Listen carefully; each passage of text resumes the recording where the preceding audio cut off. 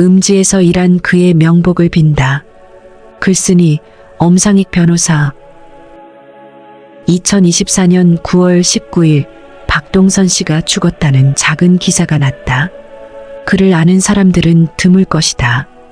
언론의 외신을 통해 본 그에 대한 인상은 좋지 않았다.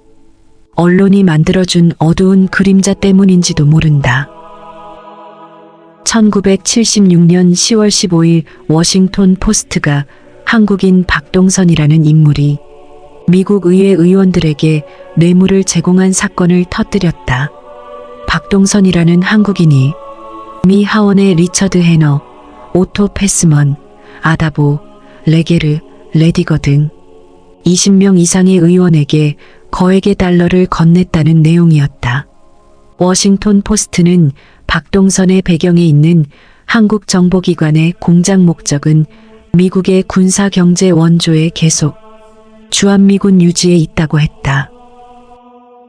워싱턴 포스트는 이런 사실들이 미국 정보기관이 한국의 청와대를 도청하는 과정에서 수집된 정보에 의해 밝혀졌다고 했다. 박정희 대통령이 미국의 의원들에게 뇌물을 주도록 직접 명령했다는 것이다. 왜 그런 사건이 터졌을까? 나는 관련된 자료를 본 적이 있었다. 1970년대로 접어들면서 미국은 주한미군 감축, 군사지원 삭감 쪽으로 정책 방향을 잡았다. 미국의 지원이 아직 절실했던 그때 한국으로서는 미국의 지도층이 한국을 따뜻한 눈으로 보게 할 필요가 있었다. 미국 의회나 정부 그리고 언론의 방향을 돌려야 했다. 당시 미국의 도움을 받는 여러 나라가 미국 정부 강요나 의회 의원들에게 은밀히 로비를 하고 있었다. 한국도 미국 시장에 물건을 팔아먹고 지원을 받기 위해서는 가만히 있기만 하면 안 된다는 생각이었다. 한국 정보기관은 백악관과 미국 의회, 언론계에 접근할 능력이 있는 인물을 찾았다. 그런 일을 하기에 적합한 인물로 박동선이라는 재미 한국인이 선택됐다. 1962년 조지타운 대학을 나온 그는 영어에 능통하고 백인 사회에서도 뒤지지 않을 정도로 그 사회의 상류층 문화에 익숙했다. 품위 있게 치킨을 먹는 법을 숙달할 정도로 노력하는 성격이었다. 한국의 정보기관은 그에게 자금을 제공하기 위해 양곡 수입의 대리권을 주었다. 당시 한국은 해마다 막대한 미국 쌀을 수입하고 있었기 때문이다. 박동선은 조지타운 클럽을 만들어 백악관을 자주 드나드는 변호사 톰 코코란, 하원의원 존 브라드머스, 상원의원 조셉 몬토야 등과 어울리며 정치연금을 했다. 그는 조지타운에 고급 클럽을 운영하면서 미국의 법무장관까지 불러 파티를 개최하기도 했다. 그런 사실들이 미국 정보기관의 한국 청와대 도청에 의해 노출이 된 것이다. 1977년 1월 카터 행정부가 출범했다. 미국 하원에서 프레이저 청문회가 열려 한미관계 전반을 조사하기 시작했다. 한국은 미국 언론의 조롱거리가 됐다. 당시 박정희 대통령은 청와대에서 비서관들에게 이렇게 마음을 털어놓았다. 돈을 먹었으면 미국 사람들이 먹었고 돈을 먹은 놈들이 더러운 거지. 왜 한국 정부를 공격하는 거야?